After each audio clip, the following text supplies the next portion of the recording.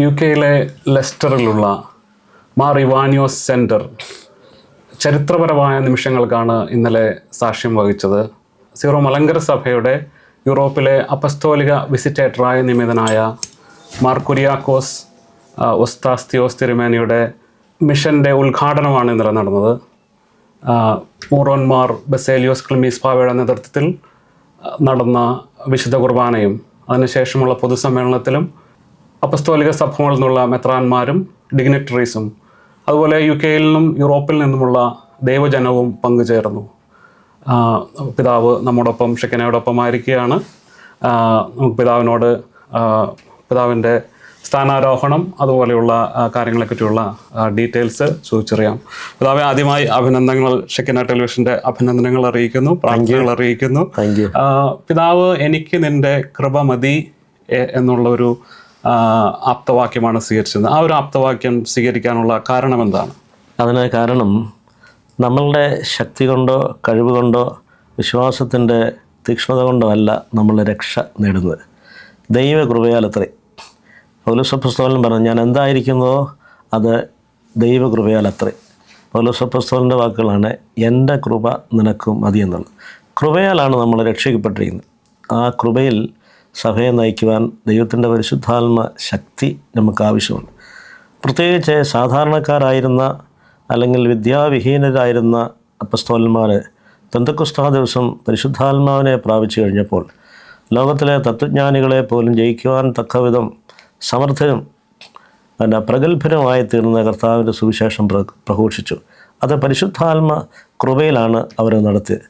ഇതേ പരിശുദ്ധാത്മ കൃപ കൊണ്ട് മാത്രമേ ഈ കാലഘട്ടത്തിലും ഈ അപ്പസ്തോലിക ശുശ്രൂഷ നിർവഹിക്കാനൊക്കത്തുള്ളൂ എന്നുള്ള പരിപൂർണ ബോധ്യം കൊണ്ടാണ് എൻ്റെ കൃപ നിനക്ക് മതി എന്ന് ആപ്തവാക്യം എടുത്ത്. ഞാൻ അച്ഛനായപ്പോഴും എടുത്ത ആപ്തവാക്യം എൻ്റെ കൃപ നിനക്ക് മതി, ഞാൻ എന്തായിരിക്കുന്നുവോ അത് ദൈവകൃപയാൽ അത്ര. ഈ രണ്ട് വാക്യങ്ങൾ അപ്പോൾ അത്രയും കൂട്ടിയെടുക്കാനുള്ള ഒരു സാവകാശം ഇല്ലാത്തതുകൊണ്ടാണ് എൻ്റെ കൃപ നിനക്ക് മതി എന്ന ആപ്തവാക്യം സ്വീകരിച്ചത്. ഒസ്താസ്തിയോസ് എന്നുള്ളൊരു നാമമാണ് അങ്ങേക്ക് നൽകപ്പെട്ടത്, അതല്ലെങ്കിൽ അങ്ങ് സ്വീകരിച്ചത്. അത് പിതാവിൻ്റെ ഒരു തിരഞ്ഞെടുപ്പായിരുന്നോ? അതുപോലെ തന്നെ ആ നാമത്തിൻ്റെ പ്രത്യേകത എന്താണെന്ന് പ്രേക്ഷകർക്ക് വേണ്ടി ഒന്ന് വിശദീകരിക്കാമോ? സുറിയാനി സഭയിൽ ഒരാളെ മെത്രാച്ചനാക്കുമ്പോൾ അദ്ദേഹത്തിൻ്റെ മാമോദീസ പേരിനോട് ചേർന്ന് ഒരു സഭാ പിതാവിൻ്റെ പേര് നൽകപ്പെടുന്ന ഒരു രീതിയുണ്ട്. ആ രീതിயின் പ്രകാരം നമുക്ക് ചോയ്സ് ഇല്ല.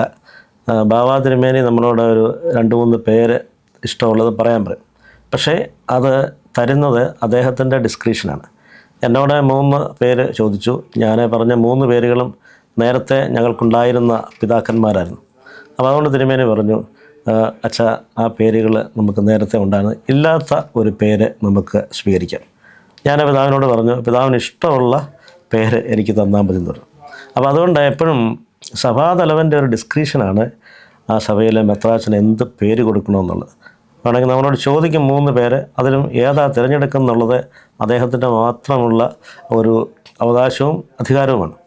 അപ്പോൾ എനിക്ക് അന്നേരം അറിയത്തില്ല ഇന്ന പേരാ തരുന്നുള്ളത്. ആ നാമകരണം ചെയ്യുന്നതിന് മുൻപ് തിരുമേനി കുനിഞ്ഞ് എൻ്റെ ചെവിയിൽ പറഞ്ഞു, ഒസ്താത്തിയോസ് എന്ന് പറഞ്ഞു. അപ്പോൾ അത് ആ ഒരു നാമം എനിക്ക് തിരുമേനി നൽകിയതാണ്. അത് സഭയിൽ അങ്ങനെയാണ്. യാക്കോബായ സഭയിലും പാത്രിയർക്കീസ് ബാവ കുറേ പേരുകളിങ്ങനെ ത്രോണോസോലിങ്ങനെ വെച്ചിട്ടുണ്ട്. അത് ചൊല്ലുന്ന അത് നാമകരണത്തിൻ്റെ സമയത്ത് അദ്ദേഹം എന്നെ കണ്ണടച്ച് പരതി ഒരെണ്ണം എടുക്കും, അതാണ് കൊടുക്കുന്നത്. അപ്പോൾ അത് ഒരു ദൈവികമായ ഒരു നാമം നൽകുകയാണെന്ന് പറഞ്ഞാൽ ഒരു ദൈവിക ശുശ്രൂഷയ്ക്ക് പുതിയ ഒരു നാമം സഭയിലെ ശുശ്രൂഷ ചെയ്ത ഒരു പിതാവിൻ്റെ പേര് നൽകുകയാണ്. ഒസ്താത്തിയോസ് എന്ന് പറയുന്നത് അന്ത്യോക്യായിലെ പാത്രിയർക്കീസ് ആയിരുന്നു. അദ്ദേഹമാണ് നിഖ്യാ സുനഹദോസിൽ ആദ്യം വഹിച്ചയാൾ ആദ്യം. ഇപ്പോൾ നമ്മൾ നിഖ്യാ സുനഹദോസിൻ്റെ 1700-ാം വർഷത്തിൻ്റെ ആചരണമാണ്. അതുകൊണ്ട് ഇതൊരു കോയിൻസിഡൻസ് ആയിട്ട് ഞാൻ മനസ്സിലാക്കുന്നു. അതായത് ഒസ്താത്തിയോസിൻ്റെ പേര് എനിക്ക് നൽകപ്പെട്ടു എന്നുള്ളത് ഞാനത് വലിയ സന്തോഷവാനാണ്. എനിക്കതിൽ ചാരിതാർത്ഥ്യമുണ്ട്. ഒസ്താത്തിയോസ് എന്ന വാക്കിൻ്റെ അർത്ഥം സ്റ്റെഡ് ഫാസ്റ്റ് ഇൻ ദ ലോഡ്, ദൈവത്തിൽ ഉറച്ചു നിൽക്കുന്നവൻ എന്നുള്ള അർത്ഥമാണ്. അപ്പം വിശ്വാസത്തിൽ ദൈവത്തോട് ചേർന്ന് നിൽക്കുന്നവൻ എന്നാണ് ഒസ്താത്തിയോസ് എന്ന വാക്കിൻ്റെ അർത്ഥം.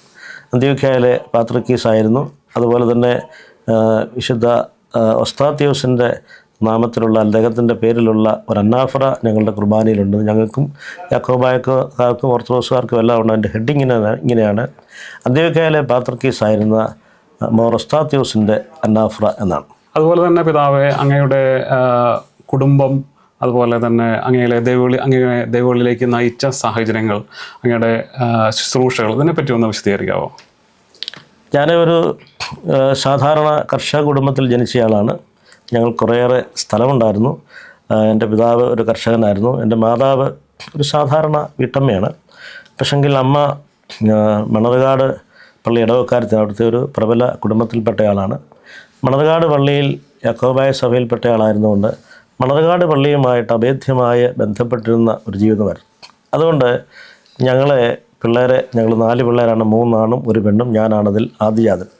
ഞങ്ങളെ ചെറുപ്പത്തിൽ തന്നെ ഈ സുവിശേഷ ഗീതങ്ങൾ, അത് യാക്കോബായ സഭയിൽ അങ്ങനെ ഒരു പതിവുണ്ടായിരുന്നു. യാക്കോബായിലും ഓർത്തഡോക്സിലും സുവിശേഷ ഗീതങ്ങൾ സന്ധ്യയ്ക്ക് പാടുക എന്നുള്ളത്. അങ്ങനെ സുവിശേഷ ഗീതങ്ങൾ അമ്മ ഞങ്ങളെ പഠിപ്പിക്കുമായിരുന്നു. പ്രത്യേകിച്ച് മണർകാട് പള്ളിയിലെ ദൈവമാതാവിനോടുള്ള ഒരു ഗീതമുണ്ട്: ശുദ്ധിമതിയെ നിന്നുടെ പ്രാർത്ഥന ഞങ്ങളുടെ കൂടെ. ഈ ഗീതം ഇന്നും ഞങ്ങളുടെ വീട്ടിൽ ചൊല്ലുന്നുണ്ട്. ഞങ്ങളുടെ അമ്മ പഠിപ്പിച്ച അത് അടുത്ത തലമുറ വന്നു. അതിൻ്റെ 2ാമത്തെ തലമുറയിലും എല്ലാവരും അത് സന്ധ്യാനമസ്കാരത്തിൽ ഈ പാട്ട് പാടും. അതുപോലെ തന്നെ 1970കളിലൊക്കെ ഞങ്ങൾ കൊച്ചുങ്ങളായിരിക്കുമ്പം അന്ന് നമുക്ക് ബൈബിളില്ല കത്തോലിക്കർക്ക്. പക്ഷേ അന്നും ഈ സത്യവേദ പുസ്തകം ഞങ്ങളുടെ വീട്ടിലുണ്ടായിരുന്നു. അമ്മ യാക്കോബായക്കാരത്തിയായിരുന്നുകൊണ്ട് സത്യവേദ പുസ്തകത്തിലെ സങ്കീർത്തനങ്ങൾ സന്ധ്യാസമയത്ത് ഞങ്ങളെ കൊണ്ട് വായിപ്പിക്കും. ഞങ്ങൾ പിള്ളേർ ഓരോരുത്തരും വായിക്കാൻ അറിയാവുന്നതിന് മാറി മാറി ഈ സങ്കീർത്തനം വായിക്കും. അതുകൊണ്ട് ചെറുപ്പത്തിൽ തന്നെ ഈ സങ്കീർത്തനം എനിക്കിപ്പോഴും മനഃപ്പാഠമായിട്ടുള്ള സങ്കീർത്തനങ്ങൾ സത്യവേദ പുസ്തകത്തിൽ അതിനൊരു പോയറ്റിക് നേച്ചറുണ്ട്. അപ്പോൾ അതുകൊണ്ട് നമ്മൾ ഓർത്തിരിക്കാനായിട്ട് വളരെ എളുപ്പമാണ്. അങ്ങനെ ഒരു ക്രിസ്തീയ പാരമ്പര്യത്തിലും പ്രത്യേകിച്ച് സഭയോടുള്ള സ്നേഹം, ആരാധനയോടുള്ള സ്നേഹം, അതിന് പ്രത്യേകിച്ച് എൻ്റെ അമ്മ ഞങ്ങളെ മണർകാട് പള്ളിയിൽ കൊണ്ടുപോയി 8 നോയമ്പ് പഠിപ്പിക്കുകയും അവിടുത്തെ മനോഹരമായ പള്ളിയും അതുപോലെ മദ്ബഹായും മനോഹരമായ ആരാധനയും ഗീതവും ഒക്കെ കേട്ടാണ് എനിക്കൊരു അച്ഛനാകാനായിട്ടുള്ള സ്വന്തം ഒരു താല്പര്യമുണ്ട്. ആ മദ്ബഹായിൽ എപ്പോഴും മെത്രാച്ചന്മാരാണ് കുർബാനയിൽ നിന്ന് 8 നോയമ്പിൽ. അതുപോലെ തന്നെ ഷമ്മാശന്മാർ അംശവസ്ത്രം ധരിച്ച് നിൽക്കുന്നു. അച്ഛന്മാരെ കറുത്തവുപ്പായും ഹൈമിനിയായിക്കിട്ട് വളരെ ഒരു ലിറ്റർജിക്കൽ ഡെക്കറുമുണ്ട്. ആ ഡെക്കറും മനോഹരമായ ഗീതങ്ങൾ. അന്നൊക്കെ നാട്ടിൽ ഈ ഓർഗനൊന്നുമില്ല, അക്കോർഡിൻ എന്ന് പറയുന്നൊരു ഉപകരണമുണ്ട്. അത് മണർകാട് പള്ളിയിലുണ്ട്. അപ്പോൾ അതൊക്കെ വായിച്ച് അവർ മനോഹരമായിട്ട് ഈ ഗീതങ്ങൾ ചെല്ലുമ്പോഴേ അതിനോട് പ്രത്യേകമായിട്ടൊരു ആകർഷണം എനിക്കുണ്ട്. അങ്ങനെയാണ് അച്ഛനാകാനായിട്ടുള്ള ഒരു താല്പര്യം എന്നിൽ ഉദിച്ചത്. തന്നെയുമല്ല, എൻ്റെ വല്യപ്പനും തീമോത്തിയോസ് തിരുമേനിയുടെ അപ്പൻ, ഞങ്ങളുടെ ഗീവർഗീസ് മാർ തിരുവല്ല ഭദ്രാസനത്തിൻ്റെ മെത്രാപ്പൊലീത്തായിരുന്ന ഗീവർഗീസ് മാർ തീമോത്തിയോസിൻ്റെ അപ്പൻ ജേക്കബ് ചുണ്ടേവാലിൽ അച്ഛൻ, എൻ്റെ വല്യപ്പനും ഈ അച്ഛനും കൂടെ ചേർന്നാണ് അവിടെ പുനരൈക്യ പ്രസ്ഥാനം തുടങ്ങുന്നത്. അവർ 2 വകയിൽ അളിയന്മാരാണ്. അപ്പോൾ ആ ഒരു സ്നേഹം അവിടുത്തെ പള്ളിയുടെ തുടക്കത്തിൽ ഇവർ 2 പേരും നിർവഹിച്ച കാര്യങ്ങൾ, അങ്ങനെ പള്ളിയായിട്ടും സഭയായിട്ടും ചെറുപ്പം മുതലേ വലിയ സ്നേഹബന്ധം ഉണ്ടായിരുന്നു. തന്നെയുമല്ല, എൻ്റെ ഇടവക്കാരനായിരുന്നു പിന്നെ തീമോത്തിയോസ് തിരുമേനി ഞാൻ സെമിനാരിൽ ചേരുമ്പോൾ അവിടുത്തെ സെമിനാരിലെ റെക്ടറായിരുന്നു. അങ്ങനെ ഒത്തിരി അനുകൂലമായ സാഹചര്യങ്ങൾ എനിക്കുണ്ടായിരുന്നു. കാരണം ഞങ്ങളുടെ പള്ളിയിൽ നിന്ന് ഒത്തിരി അച്ഛന്മാരുണ്ടായിരുന്നു. അവരുടെ പ്രോത്സാഹനം ഇത്. പിന്നെ ഞാൻ പള്ളിയിൽ അന്ന് നല്ലപോലെ പാടാനും ഒരു ഈണത്തിൽ വായിക്കാനും ഒക്കെയുള്ളൊരു ദൈവിക കൃപ എനിക്കുണ്ടായിരുന്നു. അതുകൊണ്ട് തന്നെ എല്ലാവരും നീ അച്ഛനാകുന്നത് നല്ലതാണ് എന്ന് പറയും. അപ്പോൾ അങ്ങനെ അനുകൂലമായ സാഹചര്യങ്ങൾ ഒത്തിരി ഉണ്ടായിരുന്നു. വീട്ടിൽ എന്നും രാവിലെയും വൈകിട്ടും പ്രാർത്ഥനയുണ്ടായിരുന്നു. അതായത് ഞങ്ങൾക്കും യാക്കോബായക്കാർക്കും ഓർത്തഡോക്സുകാർക്കും എല്ലാം ഈ 7 യാമങ്ങളിൽ പ്രാർത്ഥിക്കാനുള്ള പ്രാർത്ഥനയുണ്ട്. അതിൻ്റെ ആമുഖത്തിൽ മെത്രാപ്പൊലീത്ത എഴുതിയിട്ടുണ്ട്: 7 യാമങ്ങളിൽ പ്രാർത്ഥിക്കാനുള്ള പ്രാർത്ഥന ഉണ്ടെങ്കിൽ തന്നെയും 7 യാമങ്ങളിൽ പ്രാർത്ഥിക്കാനൊക്കാത്തവരെ സന്ധ്യയിലും പ്രഭാതത്തിലും പ്രാർത്ഥിക്കണമെന്ന് നിഷ്കർഷിച്ചിരിക്കുക. അത് ഒരുമാതിരിപ്പെട്ട എല്ലാ കുടുംബങ്ങളിലും അത് ചെയ്യുന്നുണ്ട്. ഇപ്പോൾ ഒരു പക്ഷേ അതിന് കുറേ മാറ്റങ്ങളൊക്കെ വന്നു പോയിട്ടുണ്ടായിരിക്കും. എങ്കിൽ തന്നെയും ആ ഒരു ശക്തമായ പാരമ്പര്യമുണ്ട്. അതുകൊണ്ട് ഞങ്ങളുടെ വീട്ടിൽ ഈ രാവിലെയും വൈകിട്ടുമുള്ളതായി പ്രാർത്ഥന നിർബന്ധമായിട്ടാണ്. അപ്പോൾ അതിന് ഏറ്റവും കൂടുതൽ എൻ്റെ അപ്പനും അമ്മയും ഈ കാര്യങ്ങൾ വളരെ നിഷ്ഠയുള്ളവരായിരുന്നു. ഞങ്ങളെ കൂട്ടിയിരുത്തി പ്രാർത്ഥിപ്പിക്കുമായിരുന്നു. എൻ്റെ അമ്മ യാക്കോബായക്കാരത്തി ആയിരുന്നുകൊണ്ട് ഈ പ്രാർത്ഥനകളെല്ലാം കൃത്യമായിട്ടറിയാവുന്നു. ബുധനാഴ്ചയും വെള്ളിയാഴ്ചയും നോമ്പ് അനുഷ്ഠിക്കുമായിരുന്നു. അപ്പോൾ അങ്ങനെ നോമ്പിനെക്കുറിച്ചും ഉപവാസത്തെക്കുറിച്ചുമുള്ള ബാല്യ പാഠങ്ങൾ അമ്മയിൽ നിന്ന് ലഭിച്ചിട്ടുള്ളത്. അപ്പോൾ എൻ്റെ അമ്മ മരിച്ചപ്പോൾ എൻ്റെ അനിയൻ പറഞ്ഞു, അച്ഛാ നമ്മുടെ അമ്മ 50 നോയമ്പിൽ 10 ദിവസം കഷ്ടാനും വാഴ്ചയാണ്, 40 ദിവസത്തെ നോമ്പിലെ പ്രാർത്ഥന, പ്രഭാത പ്രാർത്ഥന വളരെ ദീർഘമായിട്ടുള്ളത്. പക്ഷേ ഈ പ്രാർത്ഥന ഞങ്ങളെല്ലാവരും പുസ്തകം തുറന്ന് വായിക്കുമ്പോൾ അമ്മ അത് കാണാതിരിക്കുന്നു. കാരണം അത് ചെറുപ്പത്തിൽ പരിശീലിച്ചിട്ടുള്ള ഈ പ്രാർത്ഥന ഒരിക്കലും നമ്മൾ മറന്നു പോകത്തില്ല. അപ്പോൾ അതുകൊണ്ട് ആ ഒരു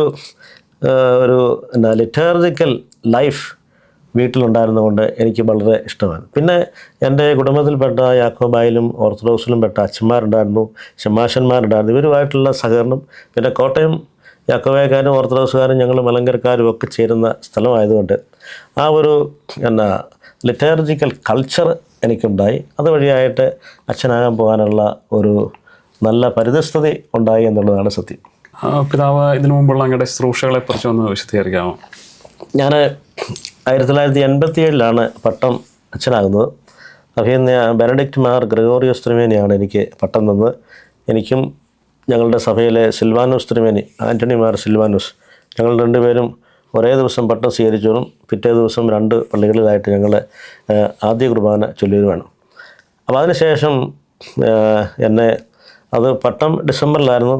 അതിൻ്റെ ഫെബ്രുവരി ആയപ്പോഴത്തേന് പുതിയ ബിഷപ്പ് വന്നു. അന്ന് ഞങ്ങൾക്ക് ബിഷപ്പില്ലായിരുന്നതുകൊണ്ടാണ് ഗ്രിഗോറിയോസ് തിരുമേനി പട്ടം തന്നത്. ഗീവർഗീസ് മാർ തീമോത്തിയോസ് തിരുമേനി ഞങ്ങളുടെ ഇടവക്കാരനാണ്. തിരുമേനി എന്നെ ആന്റണി കാക്കനാട്ടച്ചന്, സിൽവാനോസ് തിരുമേനി ഹൈ റേഞ്ചിലേക്കും എന്നെ കുന്നംകുളം ഭാഗത്ത്, അത് 2 ഞങ്ങളുടെ ദീർഘദൂരമുള്ള സ്ഥലങ്ങളാണ്, കൊച്ചച്ചന്മാരെ അങ്ങോട്ടാണ് നിയമിക്കുന്നത്. അങ്ങനെ ആ പ്രദേശത്ത് ചുവന്നമണ്ണ്, അടിപ്പിരണ്ട, ചക്കുണ്ട്,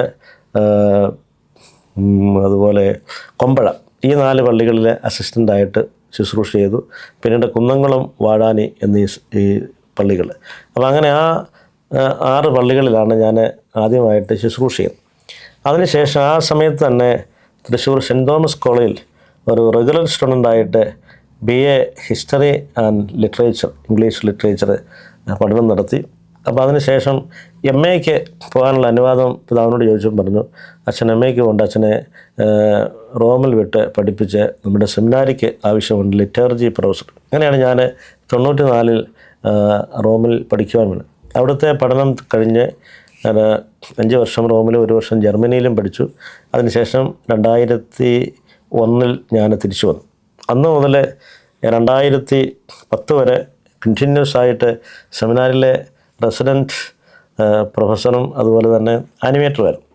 2010 മുതൽ 2017 വരെ ഞാൻ തിരുവല്ലയിൽ വന്നിട്ട് തിരുവല്ലയിലെ ഞങ്ങളുടെ കാറ്റഗിസത്തിൻ്റെ ഡയറക്ടർ, പിന്നീട് വലിയ പള്ളിയായ ചെങ്ങന്നൂർ പള്ളിയുടെ വികാരി, ആ സമയത്ത് തിരുവല്ല രൂപതയുടെ ചാൻസലർ എന്നീ പദവികൾ വഹിച്ചു. ഡയറക്ടറായിരിക്കുമ്പോൾ അടുത്തുള്ള തിരുവൻവണ്ടൂർ പള്ളിയുടെ വികാരിയാണ്. അങ്ങനെ 4-2, 6-2, 8 പള്ളികളിൽ മാത്രമേ ഇതിനോടൊപ്പം ഞാൻ വികാരിയായിരുന്നിട്ടുള്ളൂ. തിരുവനന്തപുരത്തായിരുന്നപ്പോൾ എല്ലാ ഞായറാഴ്ചയും അവിടെ ഒത്തിരി മിഷൻ പള്ളികളുണ്ട്. ആ പള്ളികളിൽ അച്ഛന്മാർക്ക് 5, 8, 10 പള്ളിയുണ്ട്. ആ പള്ളികളിൽ ഞാൻ പോയി 2 പള്ളിയിൽ എല്ലാ ഞായറാഴ്ചയും കുർബാന എല്ലി കൊടുക്കുമായിരുന്നു. അതിങ്ങനെ മാറി ഓരോ പള്ളികൾ മാറി മാറി വരുമായിരുന്നു. അതിനുശേഷം ആ സമയത്തും 2010 മുതൽ 2017 വരെയുള്ള സമയത്തും ഞാൻ സെമിനാറിലെ ഒരു വിസിറ്റിംഗ് പ്രൊഫസറായിരുന്നു. അവിടുത്തെ പ്രധാനപ്പെട്ട വിഷയങ്ങളും പ്രത്യേകിച്ച് അച്ഛന്മാരെ വിശുദ്ധ കുർബാനയുടെ പഠിപ്പിക്കുന്ന ഞാനായിരുന്നു. എൻ്റെ ലിറ്റേർജിക്കൽ റൂബ്രിക്സ്, കുർബാന എങ്ങനെ ചൊല്ലണം, മറ്റു കൂദാശകൾ എങ്ങനെ അനുഷ്ഠിക്കണം എന്നുള്ളതൊക്കെ. കാരണം ഞങ്ങളുടെ കുർബാനയിൽ ഒത്തിരി റൂബ്രിക്സ് ഉണ്ട്. അത് കൃത്യമായിട്ടും ക്ലുപ്തമായിട്ടും ചെയ്തില്ലെങ്കിൽ വിപരീതമായിട്ടുള്ള അനുഭവം ഉണ്ടാകും.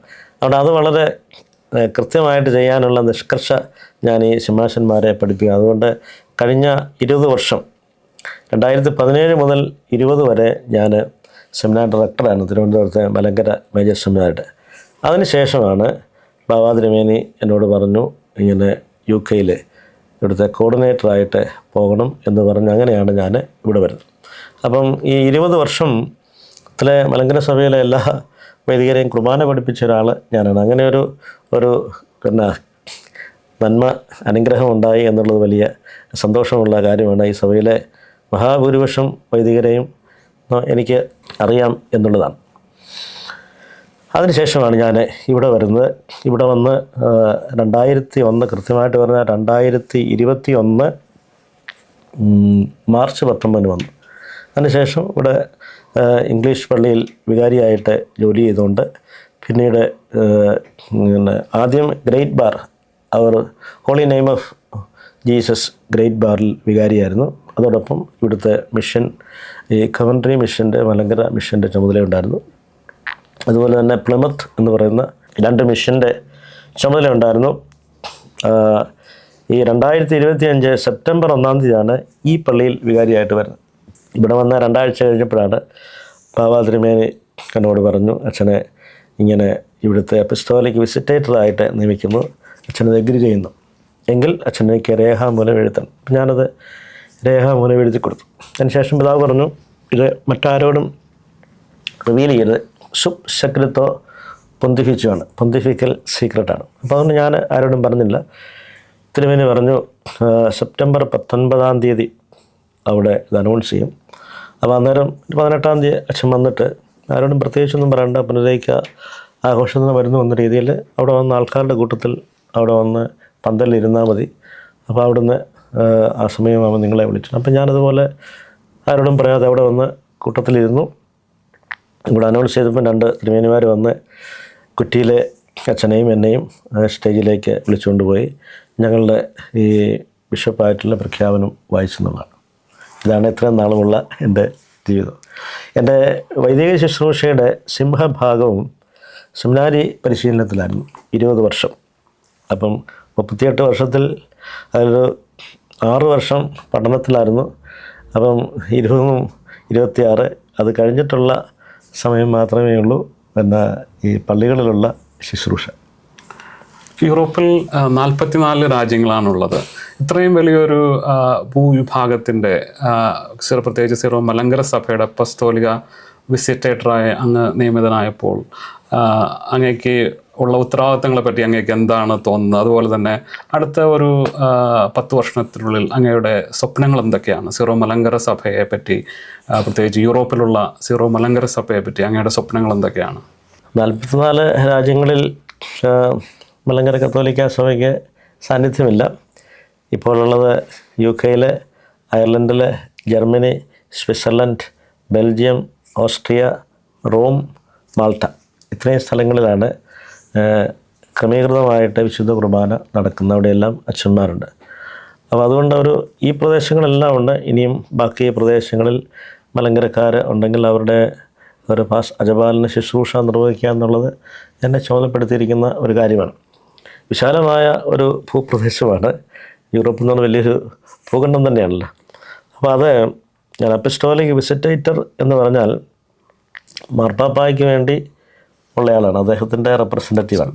അപ്പം കാതോലിക്ക ബാവായുടെ ജൂറിസ്ഡിക്ഷൻ, ഓരോ സഭയുടെയും സഭാതലവൻ്റെ ജൂറിസ്ഡിക്ഷൻ ആ സ്ഥലത്ത് തന്നെയായിട്ട് അല്ലെങ്കിൽ ആ രാജ്യത്താണ്.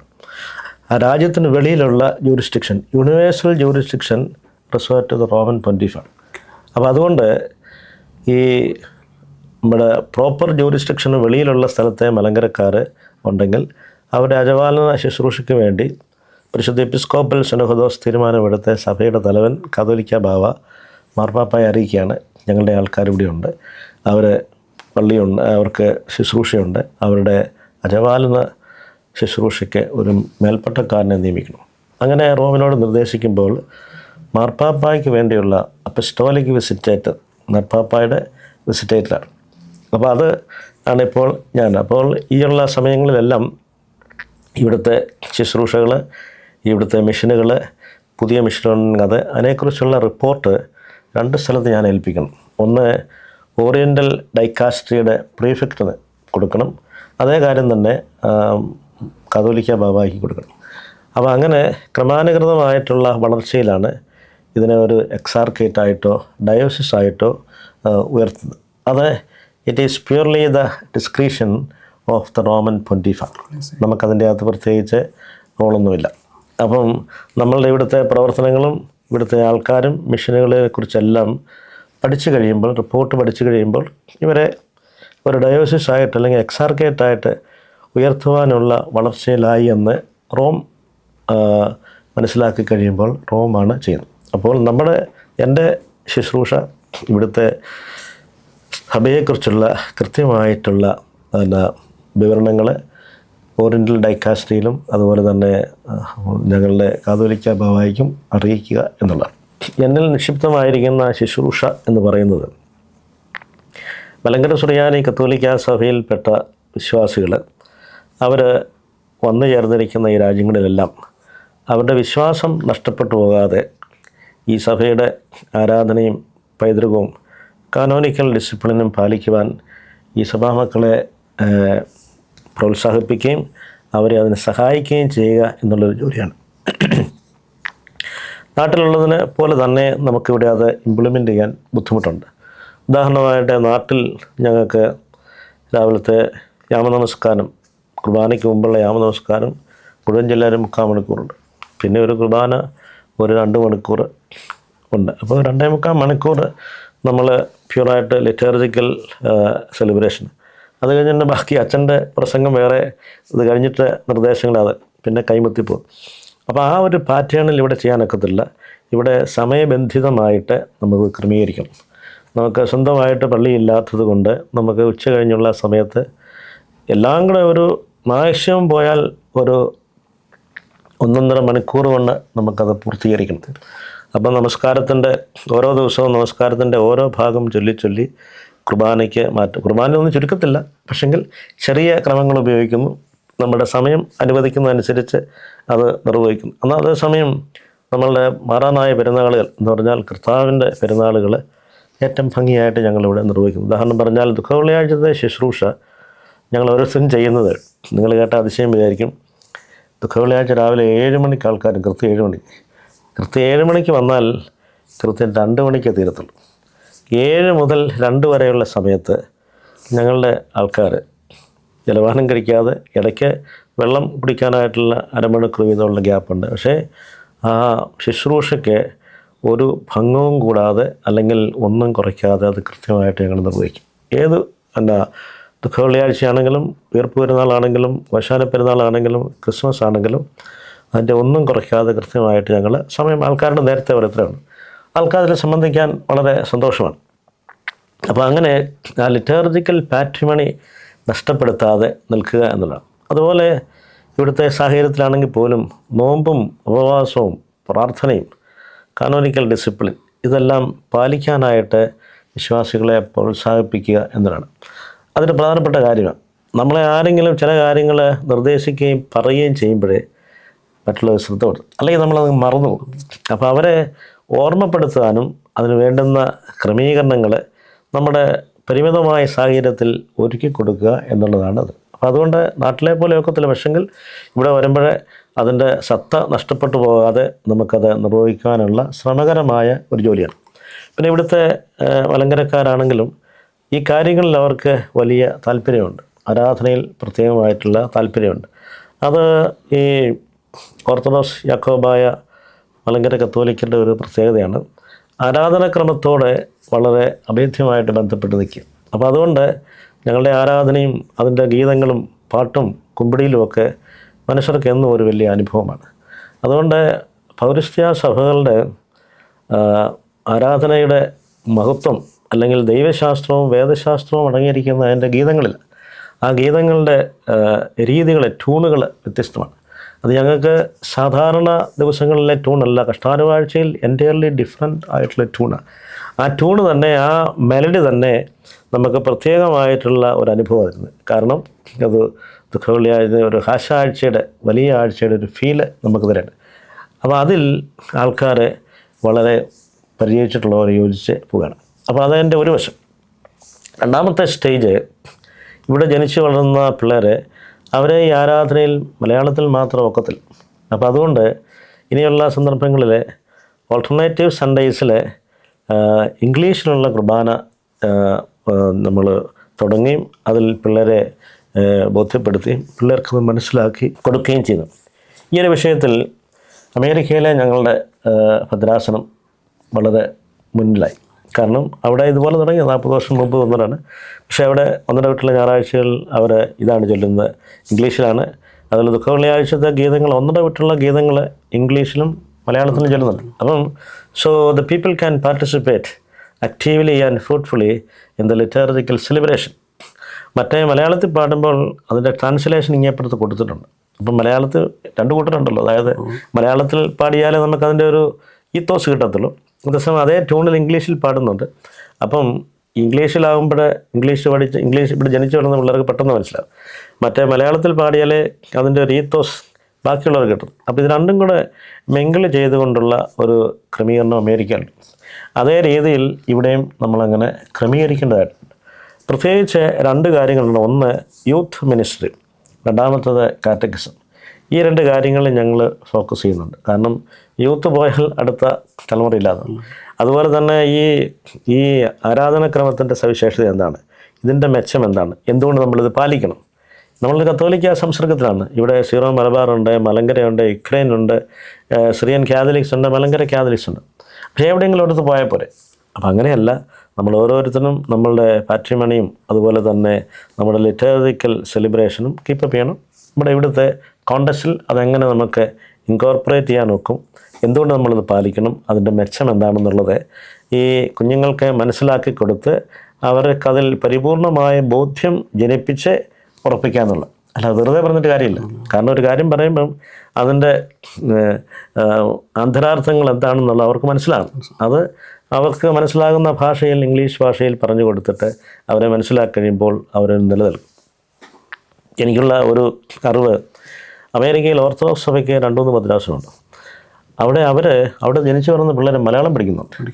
അവർ മലയാളം പഠിച്ചിട്ട് അവർ മലയാളത്തിൽ പാട്ടുപാടി ഇംഗ്ലീഷ് നല്ലപോലെ അറിയാവുന്നവരാണ്.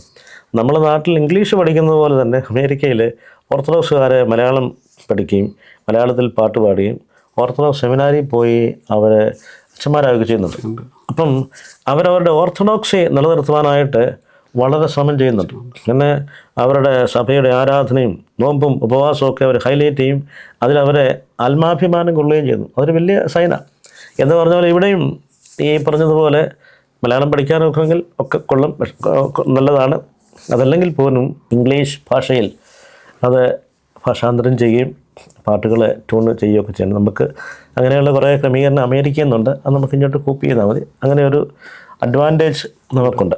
അതാണ് ഒന്നാമത്തെ ഒരിത്, യൂത്ത് മിനിസ്ട്രി. രണ്ടാമത്തത് ഈ സൺഡേ സ്കൂൾ അല്ലെങ്കിൽ കാറ്റക്കിസം. മൂന്നാമത്തെ കാര്യമെന്ന് പറഞ്ഞ പ്രധാനപ്പെട്ട ഒരു കാര്യം, കത്തോലിക്ക സഭകൾ തമ്മിലുള്ള പരസ്പരമായിട്ടുള്ള ബന്ധം. ഇവിടുത്തെ ലത്തീൻകാരായിട്ടും സീറോ മലബാറുകാരായിട്ടും യുക്രൈനായിട്ടും മറ്റേതെല്ലാം കത്തോലിക്ക സഭകളുണ്ടോ ആ കത്തോലിക്ക സംസർഗത്തിൽപ്പെട്ട സഭകളുമായിട്ട് നല്ല ബന്ധത്തിലാകാമെന്നാണ്. അത് വളരെ പ്രധാനപ്പെട്ട കാര്യം.